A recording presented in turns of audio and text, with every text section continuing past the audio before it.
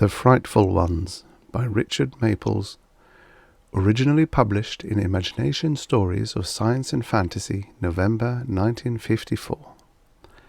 Narrated by Tom Trussel. Right then he was the scaredest he's ever been in his life. Yet even as he watched the spaceship turning within the glow of its flaring jets, he kept thinking of his father's warning. A boy's duty, son, is to keep his eyes and ears open and to give the alarm. We must be alerted, or we're doomed. It had been drummed into him ever since the landing and explosion of the rockets. He'd been very little then, and it was hard to understand, but they'd explained it carefully over and over again. The rockets were a test. They'd been fired by beings on another planet. Some day the beings themselves would come to invade. He'd often thought about it, especially at night in bed, and dreamed about it too, horrible dreams, and now the dreams had come true. Trembling, he watched the silver hulk aim its jets at the ground and begin to come down. It slipped past him with a roar. Its fires reddened the hillside. It settled with a jarring thud. Then all was silence. Edging forward, he peered down into the glen. The dust and smoke was clearing, and he could see most of the ship gleaming evilly in the twilight. Others, he thought, must have seen or heard the landing. Soon they'd come to fight off the invaders. He'd be found, quivering with fear, and branded a coward. He must do something. A sudden metallic clanging made him jump. A light flicked on. He sucked a deep breath. The beings! They stood on a platform next to a trapdoor.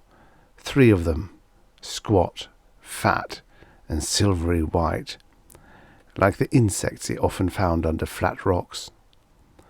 One held the light. The other 2 carried strange-looking boxes. They made their way down a ladder and began to set up the boxes on the ground. This was his chance, he told himself. While they were busy, he could climb to the top of the hill and escape down the other side. But he'd only taken 3 steps when he stubbed his toe on a rock, jarred it loose, and sent it pelting into the glen. They hurried over to see what it was, and he got a better look at them. Their wrinkled skin hung from their bulgy bodies in thick folds. Insect feelers waved over their humped backs. Flat, expressionless faces glittered in the light of their lamp. He shuddered. After they'd looked at the rock, 2 of them started climbing in the direction from which it had rolled. The 3rd stayed behind, beaming the light to guide the way. Cringing against the hill, he moved along the ledge to a point where it curled past a jutting crag. On the other side of that, he'd be hidden from view and could make a run for it. But as soon as he'd made it, he gasped, horror-stricken. The vague shadow of the ledge pinched inward till it became the gulfing black of a sheer cliff. He was trapped. His only hope now was the coming of the town people, and he listened for noises of their approach. But all he heard was the scuffle of 2 beings cresting the ledge. Was it possible that he alone knew of the landing? The town people should have come by now. As it was, a lot of lives depended on him. His father and mother, the other kids, and all the people too. He couldn't let them down. The beam of light moving along the ledge ahead of the 2 beings now touched the crag and spilled over to where he stood. Then, almost as if fate had taken charge again, his eyes were drawn to the gleam of a sharp-edged rock. He was gripping it, poised to strike, when the first of the beings came round the bend. 2 things made him hesitate. First, size. The being was tiny, fully 1/3 shorter than himself. Next, the way the being acted. It had stopped and raised its hand, palm out, as if trying to make friends. It must be a trick, he told himself. Never had he heard the beings spoken of as friends, only as vicious destroyers. He took a tighter grip on the rock. Now he noticed something that filled him with a new loathing. He'd been wrong about their appearance. The sagging skin was really a bulky suit, the big head a helmet, and back of the helmet's face he could see the actual being. He felt like vomiting. He bashed the rock against the faceplate. It webbed with a cluster of tiny cracks. He struck again and again, until the helmet split open and he was pulping the face itself to a reddish smear. Suddenly a roaring filled his ears. His side was laced with terrible pain. He reeled backward, saw the second of the beings pointing at him with something long and rod-like. He flipped the rock. It caught the being in the chest and drove it over the side. He could see it clawing the air all the way down to the glen. There, the third being, with a light, took one look at the still form, turned and raced madly for the ship. Watching, he was overcome with a peculiar feeling of excitement. The pain in his side had ebbed, and he felt hot and feverish. He wanted to do something, to act. Without thinking, he scurried down the hill and took after the fleeing figure. He caught it on the ladder, just below the trapdoor, grabbed its leg, and jerked. It plunged to the ground and hit with a crash. The light blinked out. Now he heard a thin grating noise. Above him, the trapdoor, dimly outlined by a light from the cubbyhole beyond, had begun to move.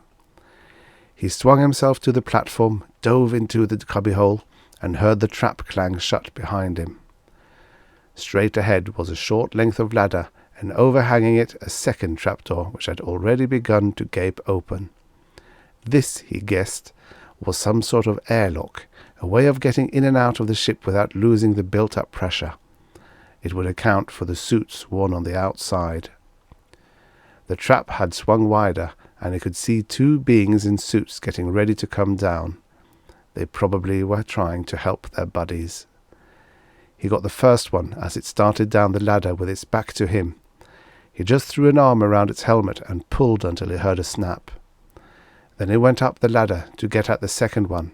He hit it, watched it spin across the chamber, crunch against the bulkhead, and collapse. Now a third one darted away from a bank of levers and tried to reach the spiral stairs, rising to the next level. It wore no suit, and its thin body made him think of some horrible creeping plant. He leapt for it, clutched the skinny neck with one hand, and squeezed. He rushed to the bank of levers, then, and pushed one after another until he heard the scraping of the lower trapdoor and the hiss of escaping air. When he climbed to the upper levels, all the beings were dead except two. He found a short piece of metal and hit them both on the head. And now his side had begun to ache, and he felt bruised and shaky and very weary. He must get back to town, tell them what he'd done, bring them to look. But he should take something back with him to prove the ship was there. He noticed a bright piece of metal sunk into the bulkhead. It was covered with symbols, a sort of nameplate. Grasping it with the thin, flat part of two hands, he braced himself against the bulkhead with his other two hands and ripped it loose. On the way back, he memorized the shape of the symbols. He might want to draw them sometime to show off. Taggart Steel Company, Cleveland, Ohio, USA.